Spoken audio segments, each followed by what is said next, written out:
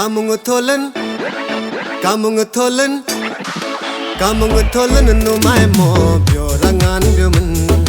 Kamunga tholen bro mai mo tu rangan bio man.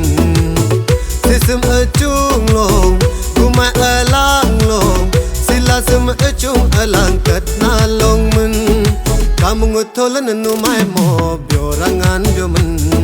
Kamunga tholen bro mai mo tu rangan bio man. Sisum chung long, kumai alang long, gulumai chung alang hana long man. Kamunga tholen no mai mo bio rangan bio man.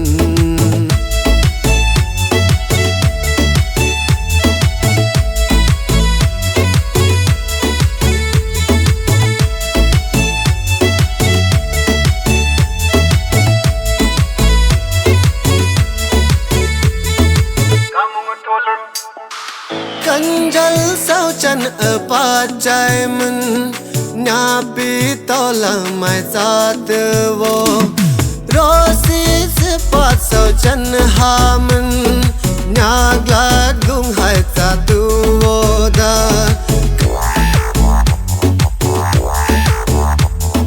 Kanjal sao chân ở ba trái mình nhà bị to là mai ra từ vô Rosi se pat sao chân hà mình nhà glad gung hai ta tu vô da Sum la ka song ne vi vai sang la shu kam ra ne vi vai sang Sum la ka song ne vi vai sang la shu kam ra ne vi vai sang vi vai sang vi vai sang vi vai sang Kamunga tholen no mai mo bio rangan bio man Kamunga tholen bro mai mo tu rangan bio man Sisum chung long, guma alang long, sila sum chung alang kat na long man.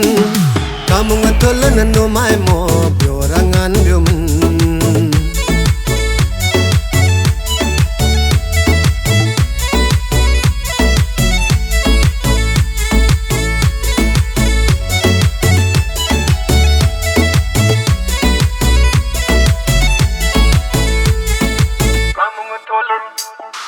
Pai shu klang mình sao klang thong minh lâu si adat làm ti pui mo ngao sa klang mình sao klang thong minh lap long adat làm ti pui mo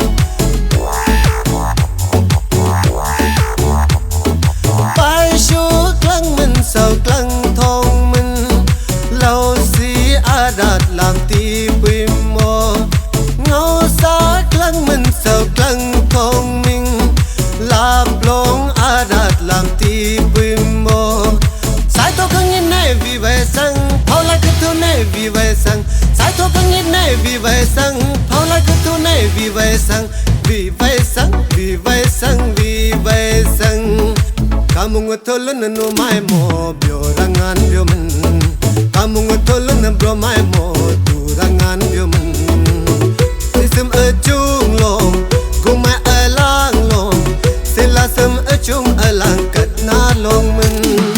Kamunga tholen no mai mo bio rangan bio man. Kamunga tholen bro mai mo tu rangan bio man. Sum chung long, guma alang long, gulumai chung alang hana long man. Kamunga tholen no mai mo bio rangan bio man. Kamunga tholen bro mai mo tu rangan bio man Kamunga tholen no mai